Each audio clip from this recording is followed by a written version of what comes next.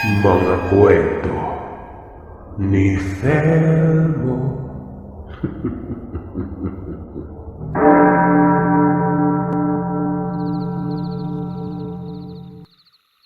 Tawagin niyo na lamang po ako sa pangalang Maya. Tubong Novaliches sa Quezon City.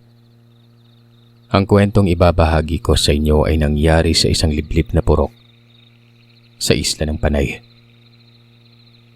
Taong 2005 nang mamatay ang aking ama at nagtanda letse-letse ang buhay namin. Hindi namin alam na marami palang pinag-uutangan nito at ginawang collateral ang bahay namin. Kaya naman noong namatay siya ay hinatak na ng pinag-uutangan ng bahay, maging ang mga mamahaling kagamitang naipundar nilang dalawa ng aking ina ay kinuha rin ng pinag-uutangan niya noon. Dahil sa wala na kaming mapuntahan ay napagpasya ng aking inang umuwi na lamang sa probinsyang kinalakihan at doon na manirahan. Nung una ay tutol ako sa gusto niya. Gawa ng laking Manila ako at paniguradong mabuburyo lamang ako kapag nasa probinsya na kami ng mga magulang ni mama. Ilang beses munang ipinaliwanag ng aking ina kung bakit biglaan kaming uuwi ng probinsya. Sinabi niya ring sa ayaw at sa gusto ko ay uuwi kami at doon na ipagpapatuloy ang pag-aaral naming magkapatid. Ma, anong gagawin namin sa probinsya? Hindi ba ang kwento mo sa amin naglayas ka sa inyo dahil sa mga magulang mo? Tapos ngayon gusto mong doon tayo titira. Wala na tayong pagpipilian pa mga anak. Uuwi tayo. Tapos ang usapan. Wala nang maraming satsat pa. Sa pagdaan ng mga araw at nasa probinsya na kami, hindi ako komportable. Tuwing magtatakip silim na ay may kung ano-anong pinaglalagay sa kanya-kanyang bakuran ng bahay ang mga kapitbahay. May mga sinasabit din silang bugkos-bugkos na bawang at asin sa taas ng pintuan. At tuwing pumapatak ang ika-6 ng hapon, nakasara na ang lahat ng pintuan at mga bintana. Wala na rin akong mga nakikita mga taong palakad-lakad sa labas ng bahay. Siguro kung merong mga maglalakad, yun yung mga kalalakihang inaabot na ng gabi sa pagtatrabaho at papauwi pa lang. Pero kapag ganoon ay nakikita kong may mga kanya-kanyang bitbit na itak ang mga ito. Alam niyo nung una, naisip kong masusungit ang mga naninirahan sa purok na ito. O siguro hindi lang sila sanay na may ibang mga dayuhan ang pumupunta sa kanilang lugar. Gawa ng ilag silang makipag-usap at napaka-misteryoso nilang masdan. Kakaiba din sila kung makatingin sa aming magkapatid. At kapag binabati namin sila ay tinititigan lamang nila kami ng hindi maganda. Pero ni isang letra ay wala kaming maririnig na sagot sa kanila noon. Bunso ako sa magkakapatid pala. Ang panganay kong kapatid ay si Kuya Rolly. Si Ate Monica naman ang sumunod. Nasa sekundarya pa lamang ako ng mga panahong yon. Nasa kolehiyo naman ang dalawang kapatid ko. At dahil nasa probinsya na kami ng aking ina, doon niya na rin kami ipinagpatuloy sa pag-aaral. Maya, uuwi ka na ba? Tanong ng kaklase kong si Bettina. Uwi na ako. Sabay na tayo. Sasabay ka di ba sa ibang sityo ka nakatira? Oo, pero isa lang naman yung dadaanan natin. Yun nga lang mauuna ako makarating sa amin dahil yung bahay nyo sa kabila pa. Sabay na nga kaming umuwi ng hapong yon. Sumakay kami ng tricycle papunta sa lugar namin. Pagkababa ng tricycle ay naglakad naman kami ng mga 10 minuto bago marating ang bahay ni Bettina. Habang naglalakad nga ay nabanggit ko kay Bettina ang tungkol sa kakaibang napapansin ko sa purok na tinitirahan namin noon. Sinabi ko rin sa kanya na sa tuwing sumasapit ang takip silim, ay may mga inilalagay ang mga matatanda sa labas ng kanya-kanyang bahay. Alam mo ang weirdo nga ng mga kapitbahay . Alam mo yung kung titigan nila kami parang may nagawa kaming mali sa kanila? Wala bang nabanggit ang lola mo tungkol sa lugar ninyo? Tanong niya. Wala naman. Ikaw, alam mo ba kung bakit ganun yung mga kinikilos ng mga kapitbahay namin? Nagbabaka sakali ako noon na alam niya kung bakit parang kakaiba yung mga kinikilos na mga naninirahan sa purok. Sandaling tumingin sa akin si Bettina bago ito bumuntong hininga. Ayon sa kanya, Noon pa man ay kalat na umano sa lugar nila na may mga aswang nga daw sa amin. Galing umano sa malayong bundok ang aswang at bumaba lamang sa purok namin para maminsala nun. Pero magpasa hanggang noon ay wala pa namang makakapagpatunay na may nakakita talaga sa aswang. Nagtatakang tinanong ko naman siya kung anong koneksyon ng mga pinagsasabit na mga matatanda sa labas ng bahay nila doon sa aswang na sinasabi niya. Sagot niya, proteksyon. Mga proteksyon ng bagay na sinasabit ng mga matatanda sa labas ng bahay ng mga ito tuwing magtatakip silim. Proteksyon saan? Tanong ko. Malamang aswang, saan pa nga ba? Tugon niya. Sinabi ko sa kanyang hindi totoo ang aswang. Na nasa makabagong henerasyon na kami kaya't hindi totoo ang mga aswang-aswang na yan. Tsaka baka naman mga katang-isip lamang yun ang mga taga-purok para walang mga masamang tao ang pumasok sa lugar nila. Bagya namang natawa ang kaibigan ko at nagwikang totoo ang sabi-sabing hindi raw naniniwala ang mga laking Maynila sa mga kababalagan na nangyayari sa kanila sa probinsya. Nagkibit-balikat na lamang ako at hindi na muling nagsalita pa. Magpaganon pa man ay pinag-iingat pa rin ako nito. Lalo na umano pagsapit ng dilim. Mabango daw kasi sa mga aswang ang mga bagong salta sa lugar. Magdoble ingat din daw ako kasi nga may mag-asawa daw na matandang bantog na manggagaway sa lugar namin. Hindi niya lang kilala kung sino. Baka mamaya makasalubong umano yon at mapag-interesan ako. Hindi man ako kumbinsido sa mga kinuwento sa akin ni Bettina. Hindi na lamang ako umimik pa. Makaraan naman ng ilang minuto ay narating na namin ang bahay na tinitirahan niya. Pumasok na ito sa bahay niya. Samantalang ako naman ay dumiretso na sa paglalakad. Sa paglipas ng mga oras, Sir Seth, at magdadapit hapon na ay tinawag ako ni Lolo Saldi. Pinapasok niya ako sa loob ng bahay at nuntusang isara ng mga bintana. Ang ate Monica mo, wala pa ba siya? Wala pa po, hindi pa siya nakakauwi. Kumunot ang noo ng aking ina na itanong sa sarili kung bakit hindi pa umuwi ang kapatid ko. Hinarap niya si Lolo at nagtanong kung bakit hindi pa nga nakakauwi yon. Napapalatak at tumiling-iling naman si Lolo sabay nakatanaw sa labas ng pintuan. Naku, yung anak mo talaga, Dolores ah. Kibago-bago pa lang, anong oras na kung umuwi? Hindi niya ba alam na delikado sa lugar na ito? Pagsabihan mo yan ha? Rinig kong wika ni Lolo. Inutusan ni Lola si Lolo na sunduin sa bungad ng purok ang kapatid ko. Nakita kong kinuha ni Lolo Saldi ang matalas na itak at isinukbit sa tagiliran bago lumabas ng bahay nun. Lolo, sama po ako sa inyong magsundo kay Monica. Wika ni Kuya Rolly. Wag na, dyan ka na lang at ako na ang magsusundo sa kapatid mo. Tiningnan ko si nanay at tinanong kung bakit may dalang itak si Lolo. Susunduin niya lang naman ng kapatid ko eh. Si Lola na ang sumagot sa tanong ko at nagsabing baka may makasalubong umanong mabangis na hayop si Lolo. Kaya nagbitbit ito ng itak. Mahirap na umanong magpalakad-lakad sa labas ng bahay nang walang bitbit na armas nun. Paano na lamang umano kung may nakasalubong na masamang nilalang o mabangis na hayop, edi bubulagta na lamang bigla sa lupa si Lolo. Dahil walang bitbit na kung ano. Alika na sa kusina, apo. Tulungan mo ako maganda ng hapunan. Sumunod na ako kay Lola, papasok sa kusina. Habang naghahanda ay panay ang pagsipat ko sa sala. Inaabangan ng pagdating ng kapatid ko. Makaraan ng ilang minuto ay nakarinig na ako ng ingay. Si Mama yon. Pinapagalitan niya si ate dahil sa anong oras na ito nakauwi. Tahimik lamang si Ate Monica habang nakayuko.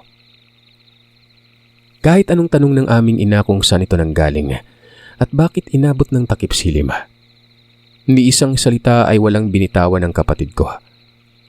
Kaya naman sinabihan niya na lamang si Ate Monica na pumasok na sa kwarto para makapagpalit. Nang sa ganon ay makakain na ito ng hapunan. Mabilis ko namang inihanda ang hapunan at nang matapos na ay naghapunan na kami. Habang nangyayari yon, Napuna akong panay ang pagsipat ni Lola Shanang kay Ate Monica. Para bang kinikilatis niya ito. Para hindi mapagalitan ay hindi ko na lamang pinansin ang ginawang pagtitig ng abuela ko. Unang dating na lamang namin ay pinakita na kagad ng lola ko yung totoong ugali niya. Masungit, maldita. Maingay at walang preno ang bibig kung magsalita. Kakaiba din kung makatitig dahil sa hindi ka pa naman magsasalita sa kanya ay parang binabalatan ka na niya ng buhay sa pamamagitan ng mga titig niya. Ultimong si Lolo Salde ay takot sa kanya. Kapag siya na ang nagsalita at nagalit ay hindi na umiimik at tahimik na ang lolo ko. Parang asong bagang buntot. Pansin ko ring maging ang mga kapitbahay ay takot kay Lola Shanang. Dahil nung minsang may kinausap siyang kapitbahay na matanda hindi yun makatingin ng diretsyo sa kanya. Wala itong tigil sa paghingi ng paumanhin. Nakikita ko rin ang takot sa itsura ng kausap ni Lola. Sa pagpapatuloy nga ng pagkain namin ay muling inungkat ni Mama ang tinanong niya kanina kay Ate Monica. Tinanong niya ito kung saan nanggaling. Monica, bago ka pa lang dito. Huwag mong pairalin yung katigasan ng ulo mo. Hindi mo alam kung anong pwedeng mangyari sa'yo dyan sa daan. Sabi ni Nanay. Magsasalita pa sana si Mama pero mabilis siyang pinigilan ni Lola at sinabihang huwag nang pagalitan ng apo niya. Nangyari na ang dapat mangyari, wala na magagawa pa. Basta sa susunod ay magtanda na lang at huwag nang ulitin pang umuwi ng alanganing oras. Pero Nay, hindi ba't kayo na nga ang nagsabi sa akin na pagsabihan ko si Monica dahil hindi tama ang ginagawa niya? Tama na yung isang beses mong napagsabihan. Hindi ba nga't napagalitan mo na siya kanina? Ayos na yon. Hindi yung paulit-ulit. Tumahimik na lamang si Mama at hindi na ito nagsalita pa. Oras na magsalita ito, tiyak hindi siya titigilan ni Lola sa kakatalak at baka siya pang masermonan. Sige na apo, kumain ka na dyan at huwag mo nang pansinin niyang nanay mo. Nang matapos kaming maghapunan ay sinabihan ako ni Lola Shanang na tulungan ko daw siyang magligpit sa pagkainan. Magpahinga na raw si Ate Monica dahil alam niyang pagod ito sa maghapon. Monica, iha, magdala ka ng inuming tubig sa silid mo para hindi ka nalalabas pa kapag nakaramdam ka ng uhaw. Nagkatinginan kami ng kapatid ko at hindi makapaniwala sa mga kinilos at sinabi ng abuela namin. Ako na lang po yung maglilinis dito, Lola. Magpahinga na lang po kayo. Wika ko naman. Hagaran ko pang ang niligpit ang mga pinagkainan namin noong kanya-kanya silang nagsipasukan ng kwarto. Matapos kong makapaglinis ay pumasok na rin ako sa silid naming dalawa ni ate at nagpahinga na. Maya, may napapansin ka ba kay Lola Shanang ngayon? Tanong sa akin ni ate habang nagpapaypay sa sarili. Parang bumait siya sa atin, no? Wika niya. Tumango ako at sinabi kong napansin ko nga rin yun. Pero baka ganun lang talaga si Lola. Maldita tingnan pero malambot naman ang puso at mabait naman ito oras na makikilala ng lubusan at makasama. Nagkibit balikat lamang ang kapatid ko at humiga na. Humiga na rin ako at ipinikit na ang mga mata.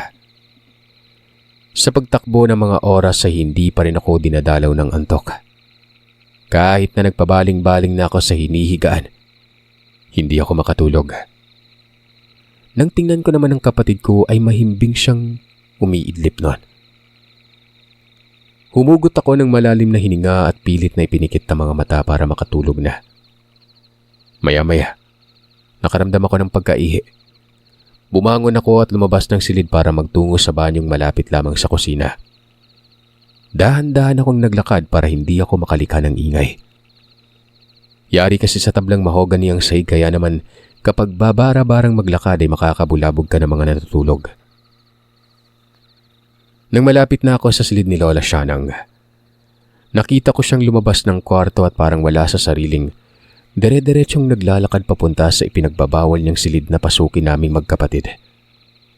Hindi ko na sana papansinin si Lola at didiretso na lamang sana ako sa kusina. Nang sa biglang may pumasok na kuryosidad sa isipan ko. Gusto kong malaman kung ano ang laman ng silid na ipinagbabawal ni Lola sa amin. Kagad ko nang sinundan ng abuela ko. Ingat na ingat ako sa pagakpang hanggang sa makarating na ako sa pintuan ng kwarto.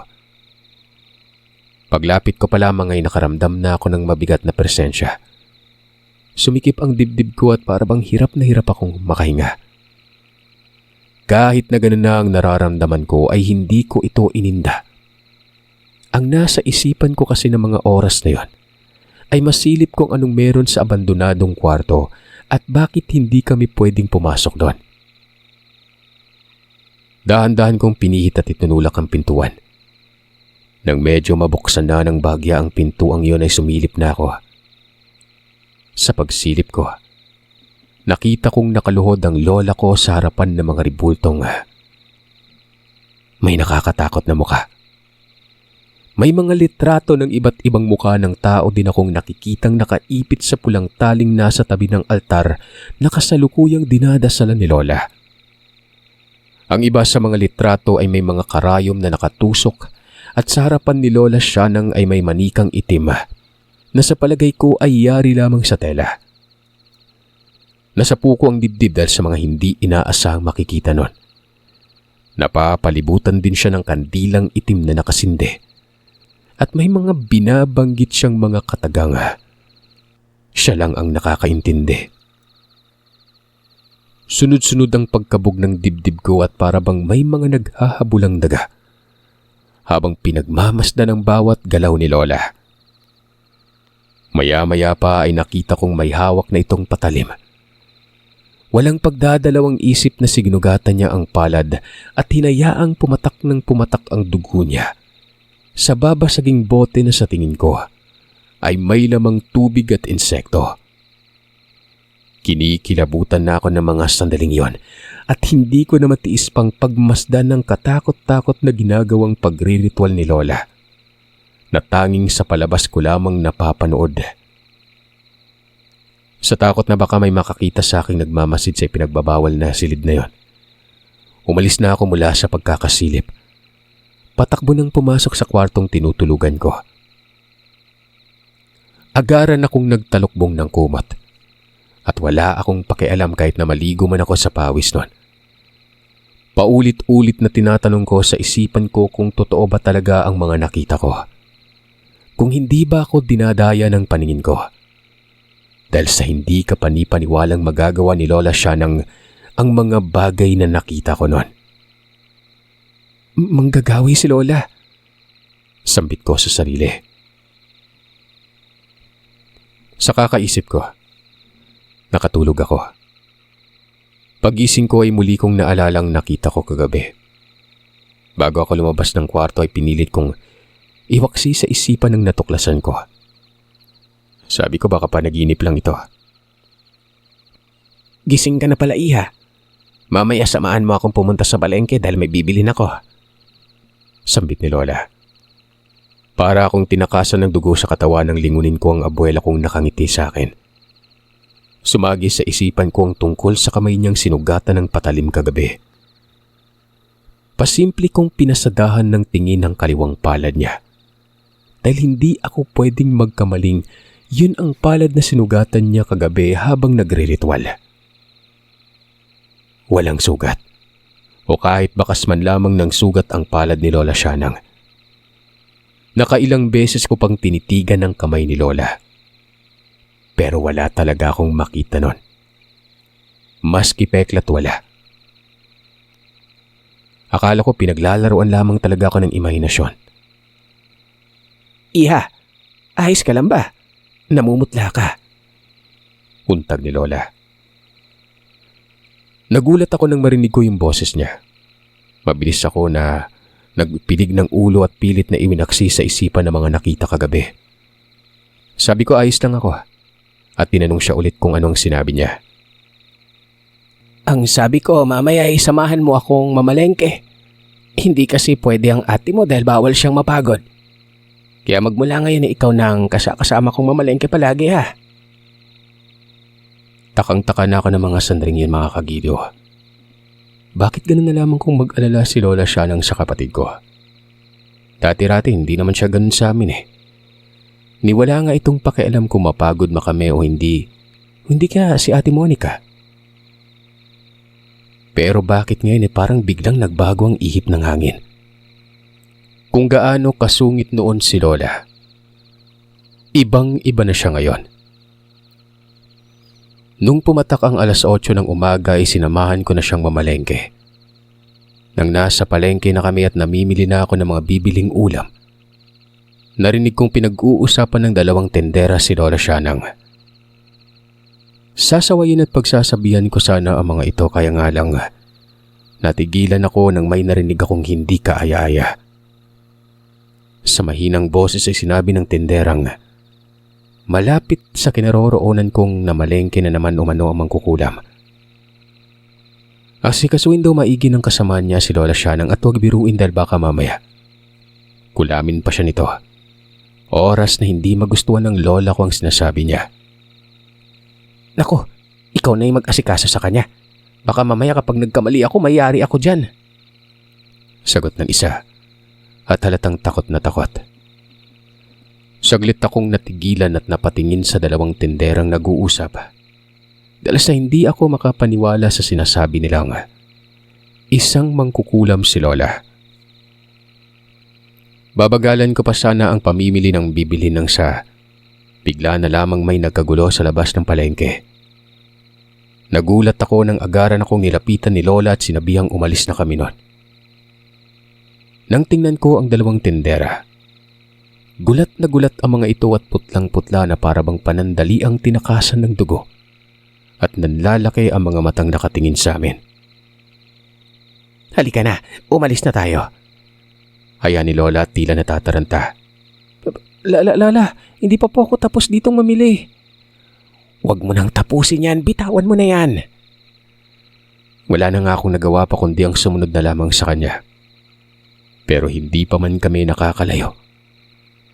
Napasingap ako at agarang huminto na may biglang humarang na lalaki sa daanan namin. Baka walang hiya mong matanda ka. Pinatay mo yung nanay ko. Humanda ka talaga sa akin, Gurang. May araw ka din. Timbag ang nawikan ng lalaki at masama itong nakatingin kay Lola na parabang titirisin niya ito ng buhay. Natakot ako sa ginawang pagtitig ng lalaki sa abuela ko. Naisip kong baka mamaya ay bigla na lamang may gawing hindi magandang lalaking yon. Huwag mo akong tatakutin, Rigor. Kahit kailan na hindi ako natatakot sa'yo. At kahit sino pa mang demontres. Parang nag-aangil sa galit ng lalaki at kung ano-ano na ang masasakit na salita ang pinagsasasabi nito kay Lola. Sinalubong naman ni Lola Shanang ang masamang titig ng lalaking yon. Nung ibaling sa akin ng lalaki ang paningin niya, mabilis akong hinatak ni Lola papunta sa likuran niya. Ilang beses ko na bang binalaan ang ina mong wag na wag kakantiin ang mga naninirahan sa teritoryo ko. Matigas ang ulo niya, kaya nararapat lang sa kanya ang ginawa ko. Habang nagpapalitan ng mga mahanghang na salita ang dalawa ay doon pa lamang unti-unting pumasok sa isipan kong totoo nga ang sinasabi ng dalawang tendera. Higit sa lahat ay totoo ang nakita ko kagabi. Hindi ako makapaniwala at hindi ko lubos akalaing mangkukulam si Lola. Maya-maya pa ay walang sali-salitang tumalikod ng lalaki. Pero bago pa man ito tuluyang umalis, isang katakot-takot na titig ang ipinukol niya sa aming dalawa ni Lola Shanang. Matapos ang kaganapang yon ay dire-diretso na nga kaming umuwi. Kukonti lamang ang mga nabili naming ulam dahil inaya na ako ni Lola pa uwi nun. Ayaw niya umanong mamalengke dahil nakaramdam siya ng pagkahilo. Pagkapasok ko ng silid nadatnan ko si Ate Monica. May kinakain siyang mangga habang nagbabasa. Tinanong niya pa ako kung bakit mabilis kaming namalengke. Humiga ako malapit sa kinauupuan niya at sinabing may nangyaring hindi maganda kaya umuwi din kami kaagad. Gulat na gulat siya talos hindi makanipaniwala sa sinabi ko. Nung una takang-taka siya eh. Pero noong sabihin ko sa kanyang nakita ko kagabi, sinabihan niya akong samahan ko daw siyang tingnan sa silid na ipinagbabawal ni Lola. Kung totoo nga ba ang mga sinasabi ko, maniniwala lamang daw siya kung siya na mismo ang makakakita nun. Sinabi kong sasamahan ko siya mamayang gabi. Huwag ngayon dahil makikita kami ni Lola at baka kung ano pang gawin ito. Kinagabihan, sumama ang pakiramdam ko. Hindi ako nakasabay sa kanila ng hapunan. Itinulog ko na lamang muna ang sama ng nararamdaman at nagbabaka sakaling paggising ko ay hindi na mabigat ang katawan ko na parang lalagnatin. Sa pagpatak ng 8:00 ng gabi ay napabalikwas ako ng bangon. Nang makarinig ako ng malakas na pagpagaspas ng mga pakpak. Papadapo ito sa labas ng bakuran namin. Nagkagulo na rin sa labas ng silid ko kung kaya't mabilis na akong naglakad palabas ng kwarto. Paglabas ko, nakita kong may hawak-hawak na itak ang lolo ko samantalang latigo naman ang hawak ni Lola. Ilang beses na nagpaikot-ikot ang lola ko sa 4 na sulok ng bahay habang may inuusal at iniihip sa bawat poste. Napatanong ako kung anong nangyari. Hawak-hawak ko pang sentido ng mga sandaling yon dahil napakakirot nito. Magsasalita pa sana ang aking ina pero agaran kaming napatingin sa bintana. Nakarinig kami ng malakas na pag-atungal at huni ng wakwak. Anak nang, hinahamon niyo ako ah. Sandali lang po, Nay. Saan po kayo pupunta? Tanong ng aking ina nang makitang naglakad si Lola papalapit sa pintuan. Muli pang nagtanong si Mama sa kanya pero hindi nakinig si Lola. Hindi niya rin nilingon ng aking ina. Bagkos ay tuloy-tuloy lamang siyang naglalakad palabas nun. Bit-bit ang itak ay mabilis namang nung sumunod si Lolo Salde kay Lola. Nang makalabas ang dalawa ay nakarinig na kami ng mga pag-angil at pag-atungal. Mabilis kaming lumapit sa bintana para sumilip kung ano na ang nangyayari nun. At nang makasilip, may nakita akong taong nakadapa sa bakuran ng bahay at animoy malabayawak na gumagapang ng dahan-dahan. Papalapit kay Lola. Hindi ko mapigilang magtaasa ng mga balahibo sa batok habang tinititigan ng nakakatakot na wangis ng nilalang na yon. Talagang sinagad niyo yung pasensya ko. Sumugod pa talaga kayo dito sa bahay. Baka nakakalimutan niyo, pumunta kayo dito sa teritoryo ko kaya't walang sisihan kung ano man ang mangyari sa inyo. Paasik na wika ng lola ko. Sa pagkurap ng mga mata ko ay nang hilakbot ako nang makitang ang kaninang 2 kalalakihang nakadapa sa lupa na parang bayawak. Nag-ibang anyo. Agaran akong napatikip ng bibig nang biglang tumingin sa gawin namin ng isa sa mga ito at ngumisi ng nakakatakot noon. Umaris ka riyan sa bintana. Isarado niya yan.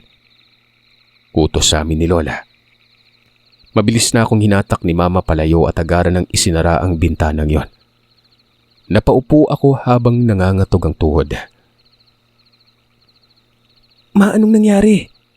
Takot na tanong ni Ate Monica. Sinabi ni Mama sa aming aswang ang nakita namin. At kaanak umano ng aswang na yun ang siyang paulit-ulit na pumapasok sa purok at namiminsala umano ng mga inosente. Ilang beses na umanong binalaan ni Lola ang mga aswang pero sadyang napakatitigas ng ulo. Mas lalo pa umano nilang pinapakita kay Lola na hindi sila natatakot. Ang ginawa ng isa sa mga kaanak ng aswang ay pinatay ang isa sa mga kapitbahay na sanggol. Nakakasilang pa lang. Doon na nagalit si Lola kung kaya tumanap siya ng pagkakataon at kinulam niya ang aswang na ng biktimang yon. Magsasalisay pa sana si Mama tungkol sa mga aswang na napapadpad sa burok pero agad itong tumigil nang makarinig kami ng malakas na pag-atungal at sigawan sa labas ng bahay. Rinig na rinig kong sa bawat pagbigkas ng mga katagang hindi ko maintindihan ni Lola. Patuloy na umaatungal ang mga nilalang na yon na para bang sinasakal sila o kaya'y pinapahirapan. Mga walang hiya kayo. Hindi niyo ako nire-respeto. Salde, akin na yung itak. Rinig kong sigaw ni Lola. Dahil sa hindi ko na matiis pang umupo na lang habang hinihintay kung kailan matatalo ng abuela at abuelo ko yung mga nilalang na yon. Tumayo ako at dali-daling lumapit sa pintuan. Hinabol ako ni Mama at hinawakan sa braso at hinila pabalik. Sabi niya maupo lang ako at hayaan na lang ang lolo at lola. Gawa ng magiging sagaba lamang umano ako sa pakikipagharap ng mga ito. Kaya ayon, paawang pag-atungal, sigawan at alulunga ng mga naririnig namin na talagang kahit wala kaming nakikita, nakakakilabot. Maya-maya nakarinig na kami ng mga taong nagsisigawan sa labas ng bahay. Dahil sa takot na takot nga ay hindi na kami naglakas pa ng loob na sumilip. Makaraan lamang ang ilang sandali ay malakas na bumukas ang pintuan. Pigil ang hiningang inabangan namin kung sino ang papasok. Nakita namin si Lola na halos gumapang na papasok sa loob ng bahay noon. Natatabunan yung mukha niya ng mapuputi niyang buhok na nakabuhagag. Kaagad na nilapitan namin si Lola Shanang at inalalayan papasok sa loob ng bahay. Si Lolo naman ay iika-ika na ring naglakad noon. Sumunod naman ang iilan sa mga kapitbahay na nag-aalala.